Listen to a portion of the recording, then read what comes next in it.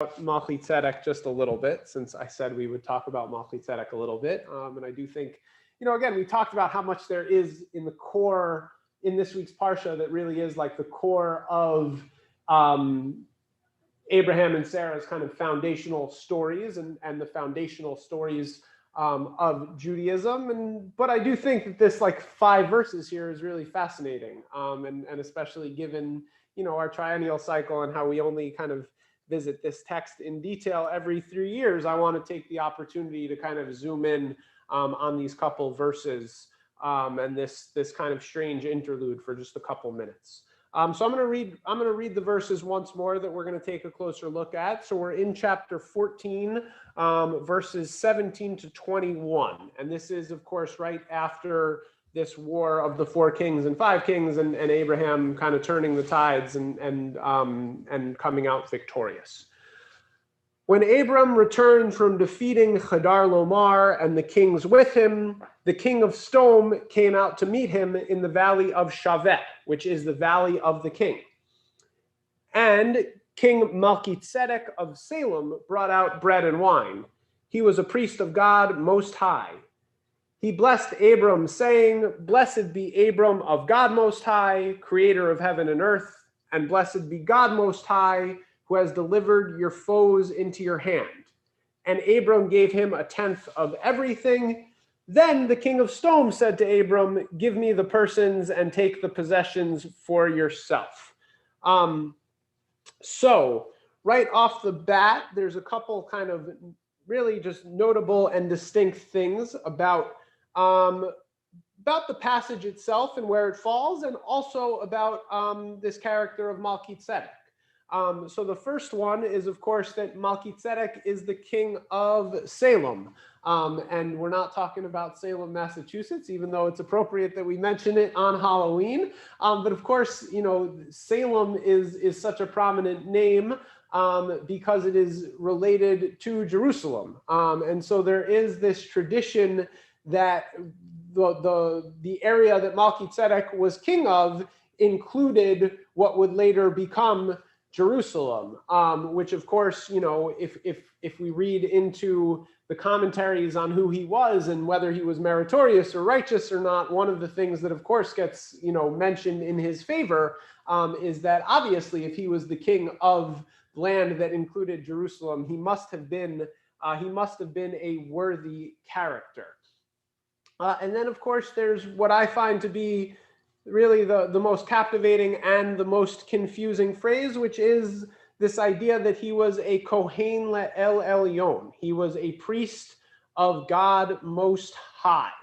And we'll come back to that in a minute. And then we just have in the greater context of this passage, it's kind of like a weird aside, right? The verse before has the king of Sodom coming down to talk to Abram. And then before the king of Sodom says anything, we get this whole thing of Malkitzedek coming out and offering Abram food. And then we finally go back to the king of Sodom.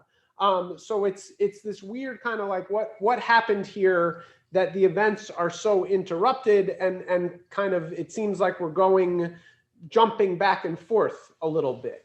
And because of that, and because of this, this placement and this bit of strange context, we're kind of led to compare Malkitzedek to 2 different characters. We're led to kind of compare and contrast him with Abram, but we're also led to compare and contrast him with the king of Sodom. And as I mentioned earlier, Sodom really becomes like the embodiment of evil and just kind of all things bad in the narrative of Genesis. And when we compare Malkitzedek to the king of Sodom, that's really where we're able to build up his righteousness, right? Malkitzedek wasn't directly involved in the war in this same way. He owes Abram nothing, but he comes to meet him with food and drink, right? He comes to meet him kind of with gifts and hospitality and kind of some comfort after the campaign of the war. Meanwhile, the king of Sodom, who Abram saved in this war, really owes Abram everything.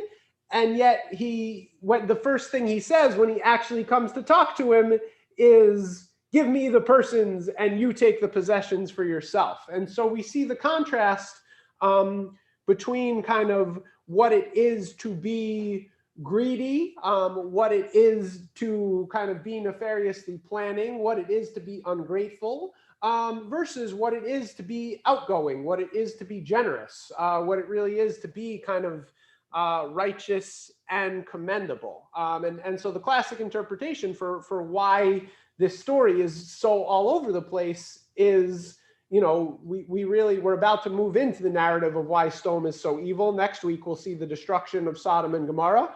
And the Torah might not say in the text that the king of Sodom was a wicked man, but we see by the text being placed kind of next to and within each other, just kind of what exactly was the downfall of this kingdom and of this man who led the kingdom. But when we compare Malkitzedek to Abram, the lessons are perhaps a little bit less clear and less straightforward. What exactly does it mean to be a priest of the God Most High, but also still a king of another nation? And what does it mean to be a priest of God Most High, of a Kohen El Elyon? Really, at this time when we are establishing Abram as like the one acolyte of this God, and so it's really just a kind of mysterious and fascinating connection here. And it also brings, at least to my mind, a couple different passages throughout the Torah. Again, we're talking about patterns and resonances. The other two characters in the biblical narrative who immediately came to my mind is, of course, Yitro, Jethro, Moses' father-in-law, who is a Midianite priest, but also clearly has connections to Moses' God and the God of the Israelites, and has some recognition that God is to be elevated, even though it might not be in the like strict monotheistic sense that that Moses and the Israelites do. And also, I think it also just bears mentioning kind of the story of Bilam and Balak, and priests or prophets of other nations who come to bless. Obviously that's the story with the weird talking donkey and the blessing that he doesn't necessarily mean to come out of his mouth when he blesses the Israelites. But clearly for Malkitzedek, this is a very intentional blessing. But I think it's interesting to think of this as the first example of a blessing coming from outside, outside the people or outside a strict kind of the strict blessing ability of God. And there are, of course, many midrashic, the midrashim on this parsha and on like every facet of the story of Abraham and the story of Sarah, and there is so much out there. Like there are basically books that kind of describe stories and characteristics that really aren't in the text, and whatever kind of 25 or 30 pages we get in the Chumash, you get 10 times that if you go through the midrashic literature. And so we do get a little bit more kind of creative insight into who this character of Malkitzedek might have been.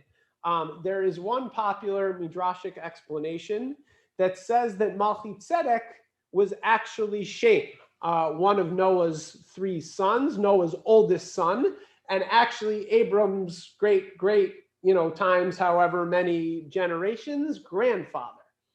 And initially, at least, Kohen, in the context of Malkitzedek, who was Shem, is meant to mean Kohen, that at some point God kind of intended the Israelite priesthood to be traveling down through the line, directly through the line of Shem, and that we can almost picture it as kind of like Abram and his great-great-grandfather, almost as like the original Moses and Aaron, right? That like Abram was going to be the leader, but Shem was going to be the priest. But they really zoom in on the first line of Malkitzedek's blessing, which is Baruch Avram le'el Elyon, blessed be Abram of God Most High. And even though it seems like those are beautiful and complementary words, they say that he made a major slip up in putting Abram's name before God's name. And in that moment of kind of either accidentally or not elevating Abram before God, that is when Malkitzedek kind of forfeited the priesthood and hands it back to Abram. And so that's when Abram, becomes kind of the one progenitor of all of Israelite society, including the priesthood, and it all comes from that, apparently small just reversal of words. And the other understanding of Malkitzedek and his priesthood is that he believes in God, and believes in God certainly as an elevated God and a true God, but also within his own system of polytheism. So instead of seeing God as the one and only God, he sees God as the one and great God who kind of still sits above and rules over all the other gods, which obviously, it's a little bit difficult what to make of that. It obviously is not monotheism, and it obviously is not what we're kind of told that Abram believes in, and is the reason that Abram is so venerated a character. But it also, I think, is pretty clearly something that elevates him above the rest of the society around him. And I think it's especially striking within the context of Lecha and the covenants that Abram is making with God. We often think of Abram and Sarai as the only ones who kind of got it at the time, the only ones who understood what God was and what God wanted. But through Malkitzedek, I think we see that God can play a role in other people's lives, and other people can choose to believe in God too, within their own systems of beliefs, even if they are not exactly, what Abram believes in and what Sarai believe in, and what leads the Jews, or what leads the Israelites to become this kind of chosen and elevated people. And this is actually exactly what Rabbi Yitz Greenberg writes about in reflecting on this week's Parsha. He writes that chosenness says nothing about superiority or special quality in the chosen one. It simply means that Abram and Sarai and Jewry, feeling the love of God, took on a partnership role. They were faithful to it for thousands of years and carry on the mission of Tikkun Olam. We should be proud that that vision has been internalized and pursued by others, and we are not diminished by others taking up of this task. And so I just want to kind of end on that thought of thinking what exactly it means for Abram and Sarai to be kind of